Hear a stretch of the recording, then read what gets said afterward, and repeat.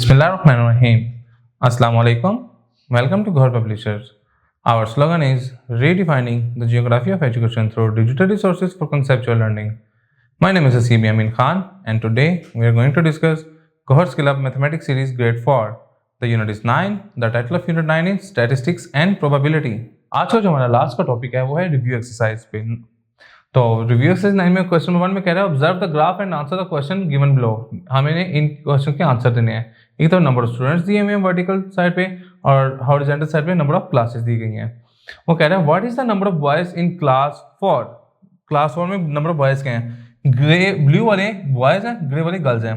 तो हमने ग्रेड 4 देखना है और 4 में हमने ब्लू वाला देखना है। 4 में जब हमने ब्लू वाला देखा तो दे आर 45 स्टूडेंट्स।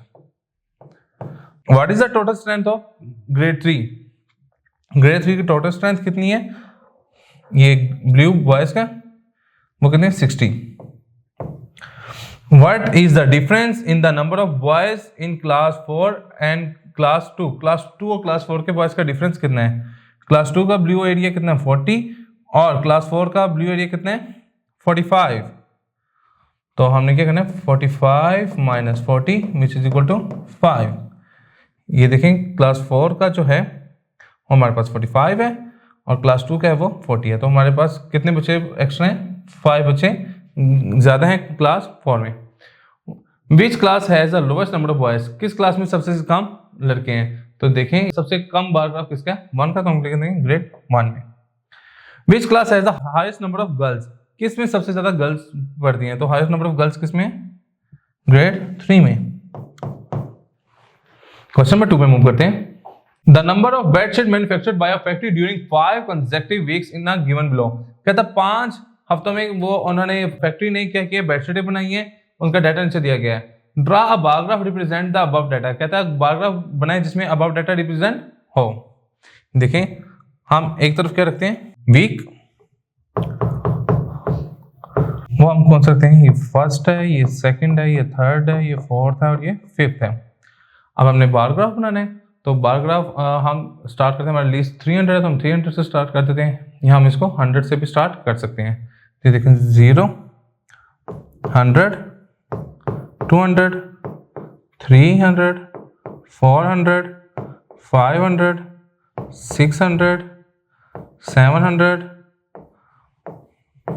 800 और ये 900।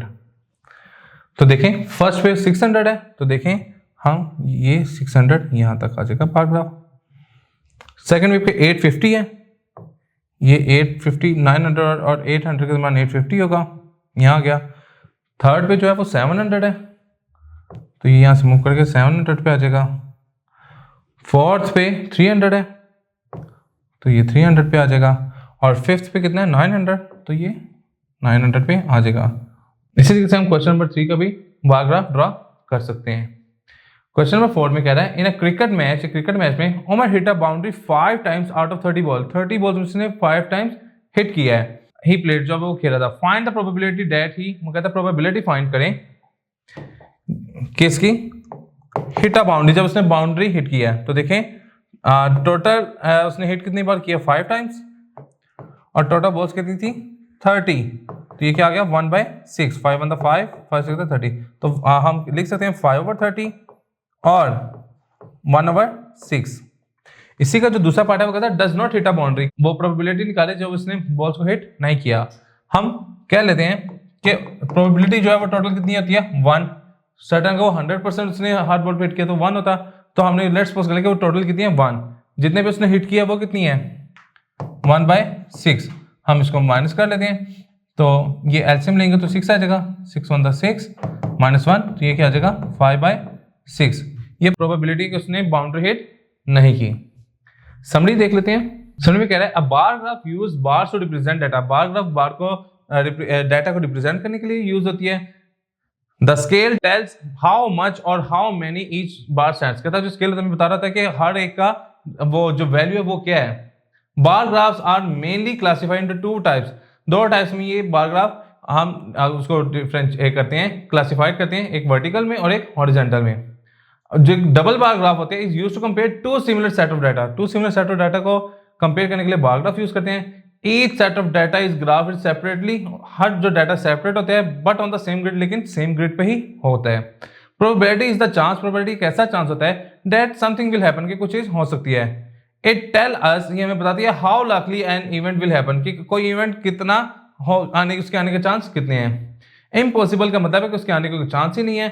अनलाइकली का मतलब है कि उसके आने के चांस कम है। लाइकली मीन्स उसके आने के चांस ज्यादा हैं। और सर्टन का मतलब है कि 100% श्योर है कि वही चीज, वही आंसर जो हमने प्रिडिक्ट किया हुआ है, हमने बताया हुआ, वही आंसर हमारा आएगा। जी सर, तो आज का लेक्चर हमारा यहाँ पे मुकम्मल होता है और बुक भी हमारी यहाँ पे मुकम्मल हो जाती है। गौहर पब्लिक स्टडी ज्वाइन करने का शुक्रिया। अल्लाह हाफिज।